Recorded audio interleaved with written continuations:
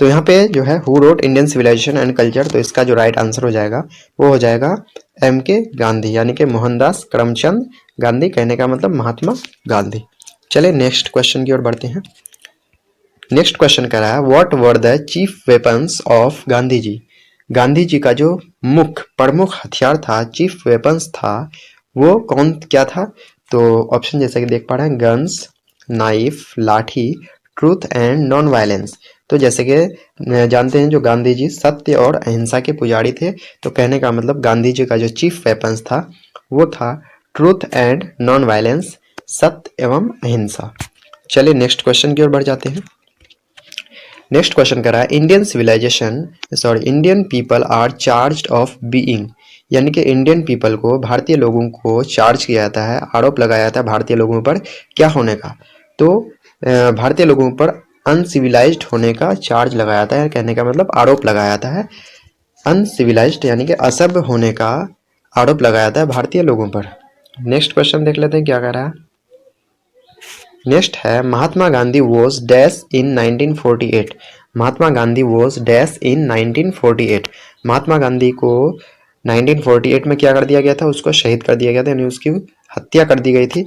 तो उसके लिए जो भी पॉपुलर आदमी होते हैं उसके लिए न किल यूज किया था ना मर्डर्ड, उसके लिए होता है असैसिनेट। तो यहाँ पे हो जाएगा महात्मा गांधी वॉज असैसिनेटेड इन 1948। चलिए देख लेते हैं आगे क्या कर रहा है। नेक्स्ट है pharaohs were the rulers of which ancient country. Pharaohs were the rulers of which ancient country, यानी फ्राओस जो है वो कौन से प्राचीन देश के रूलर थे, यानी कि शासक थे? तो फ्राउस जो है वो इजिप्ट के शासक थे। इजिप्ट को हिंदी में मिस्र बोलते हैं, इंग्लिश में इजिप्ट बोलते हैं, ध्यान रखिएगा। चलिए नेक्स्ट देख लेते हैं क्या कह रहा है। नेक्स्ट में कह रहा है who is restless bird according to the author. Author के अनुसार, ऑथर के अकॉर्डिंग, राइटर के अकॉर्डिंग इनमें से कौन सा रेस्टलेस बर्ड है, यानी कि उसको कभी भी चैन नहीं मिलता है? तो इंडिया, अमेरिका, माइंड या हैन। तो यहाँ पे हो जाएगा माइंड, यानी कि माइंड को कभी भी वो रेस्ट नहीं करता, कहने का मतलब वो उसको जितना वो पाएगा और उतना ही उसकी चाहत बढ़ जाएगी। तो ये इसको रेस्टलेस बर्ड कहा गया है, माइंड को। नेक्स्ट देख लेते हैं क्या कह रहा है। कह रहा India's glory is that it is dash. India का ये गर्व है, ग्लोरी है, गौरव है, जो ये क्या है? इमूवेबल है। कहने का मतलब इंडियन सिविलाइजेशन, भारतीय जो सभ्यता है वो इमूवेबल है, यानी कि चेंज नहीं होता है। वो वेस्टर्न सिविलाइजेशन को देख करके चेंज नहीं होता, ये क्या है? इमूवेबल है। नेक्स्ट क्वेश्चन क्या कर रहा है देख लेते हैं। नेक्स्ट क्वेश्चन कह रहा है our ancestors enjoyed true dash rule.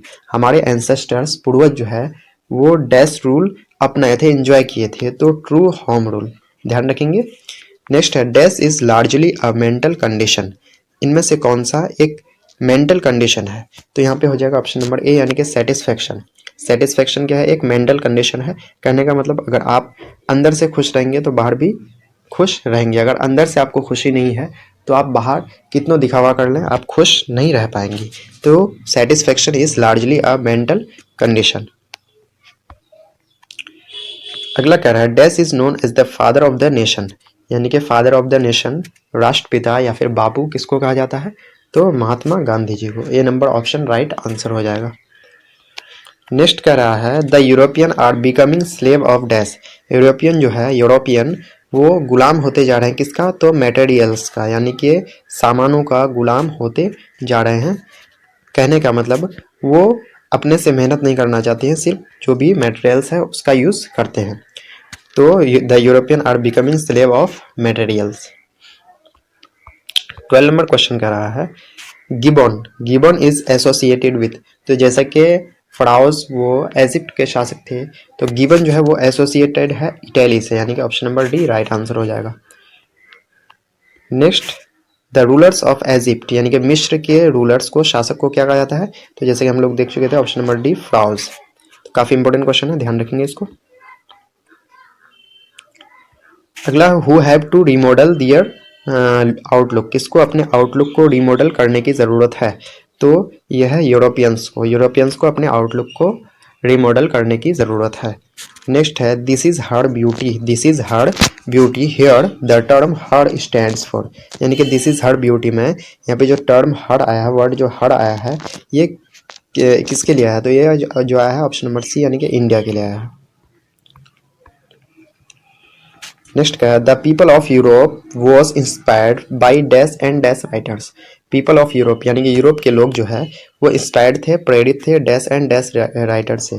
तो ऑप्शन नंबर ए यानी कि ग्रीक एंड रोमन राइटर्स। अगला क्वेश्चन करा Indian civilisation and culture is oblique an. Indian civilisation and culture क्या है? तो इंडियन सिविलाइजेशन एंड कल्चर एक ऐसे है यानी कि ऑप्शन नंबर बी इसका राइट आंसर होगा। ऐसे है, क्या है? ऐसे। तो नेक्स्ट क्वेश्चन की ओर बढ़ते हैं। नेक्स्ट क्वेश्चन क्या कर रहा है? नेक्स्ट कह रहा है our ancestors did not invent. Our ancestors did not invent machines because. Our ancestors did not invent machines because यानी कि हम लोगों का जो एंसेस्टर्स है, हमारे पूर्वज, वो इन्वेंट नहीं किए, मशीन इन्वेंट नहीं किए। क्यों नहीं किए? तो ये इसलिए नहीं किए क्योंकि उससे हम लोग क्या हो जाते हैं? लेजी हो जाते हैं, जैसा कि यूरोपियन सिविलाइजेशन के लोग हुए हैं। तो these would have made us lazy यानी कि वो यानी कि मशीन्स हम लोगों को लेजी बना देता, इसलिए नहीं किए थे। तो अगर वीडियो अच्छा लगे तो वीडियो को लाइक, शेयर और चैनल को सब्सक्राइब जरूर कर लीजिएगा। नेक्स्ट क्वेश्चन करा the invention of dash proved the milestone in our development. The invention यानी कि किस चीज का आविष्कार हमारे विकास में मील का पत्थर साबित हुआ? तो किस चीज का? तो फायर का। Option number C right answer होगा। फायर का विकास जो है, फायर का जो इन्वेंशन है, आविष्कार, ये हमारे हमारे विकास में माइलस्टोन यानी कि मील का पत्थर साबित हुआ। अगला क्वेश्चन कर रहा है the sentence after all this is something in Hinduism that has kept it alive up till now. यानी कि ये जो सेंटेंस है after all this is something in Hinduism यानी कि हिंदुइज्म में कुछ तो है जो अब तक इसको जीवित रखा है, ये किससे लिया गया है? तो ये लिया गया है इंडियन सिविलाइजेशन एंड कल्चर से। नेक्स्ट है who dominated Indian politics from 1915 to 1948। यानी कि किसने 1915 से 1948 तक अपने आप को इंडियन पॉलिटिक्स में समर्पित कर दिया? तो यहाँ पे राइट आंसर हो जाएगा ऑप्शन नंबर बी यानी कि महात्मा गांधी जी। महात्मा गांधी जी 1915 में कहाँ से आए? साउथ अफ्रीका से आए, साउथ अफ्रीका से। और 1916 में साबरमती आश्रम का जो है स्थापना की। और 1917 में जो है वो वेस्ट चंपारण आए। तो कहने का मतलब 1915 से 1948 को गांधी युग कहते हैं। तो गांधी एराक बोला जाता है इसको। तो यानी कि गांधी जी जो है 1915 से 1948 तक अपने आप को समर्पित कर दिए इंडियन पॉलिटिक्स में। नेक्स्ट है simple living and high thinking is the base of dash civilisation. Simple living यानी कि साधारण रहन सहन और हाई थिंकिंग उच्च विचार, उच्च सोच, ये किस सिविलाइजेशन का बेस है, आधार है?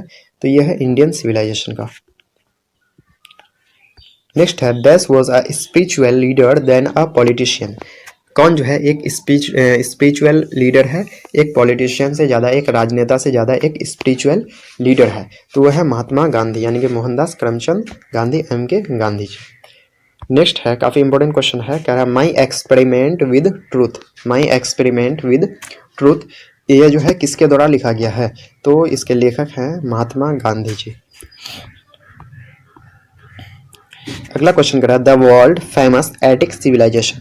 The world famous Attic civilisation is in. यानी कि दुनिया का मशहूर जो एटिक सिविलाइजेशन है वो कहाँ पे है? तो वो है ग्रीस में। कहाँ पे है? ग्रीस यानी कि option number A right answer होगा। नेक्स्ट है Gandhi ji went to Champaran in dash. तो जैसे कि जानते हैं गांधी जी साउथ अफ्रीका से आए कब? 1915 में यानी कि 1915 में। उसके बाद साबरमती आश्रम बनाए यानी स्थापना की 1916 में। और चंपारण यानी कि वेस्ट चंपारण आए थे वो 1917 में। चंपारण आए थे उस टाइम उसका विभाजन नहीं हुआ था। तो 1917 इसका राइट आंसर हो जाएगा यानी कि option number C right answer हो जाएगा। अगला क्वेश्चन कर रहा है Indian civilisation taught us to be more dash towards one another. Indian civilisation हमें सिखाता है, क्या सिखाता है? जो किसी के प्रति ज़्यादा से ज़्यादा फ्रेंडली रहो यानी कि option number D right answer हो जाएगा। नेक्स्ट है dash viewed large cities as sneers and useless income barrens. किसने लार्ज सिटीज़ को, बड़े बड़े शहरों को जाल के रूप में देखा? तो ये हमारे एंसेस्टर्स यानी कि our ancestors. Option number D right answer होगा। अगला क्वेश्चन कर रहा है that dash is dead against blind imitation of western civilisation, यानी कि वेस्टर्न सिविलाइजेशन के नजरिए से कौन डेड हो गए हैं? तो यानी कि महात्मा गांधी जी, यानी कि option number A right answer होगा।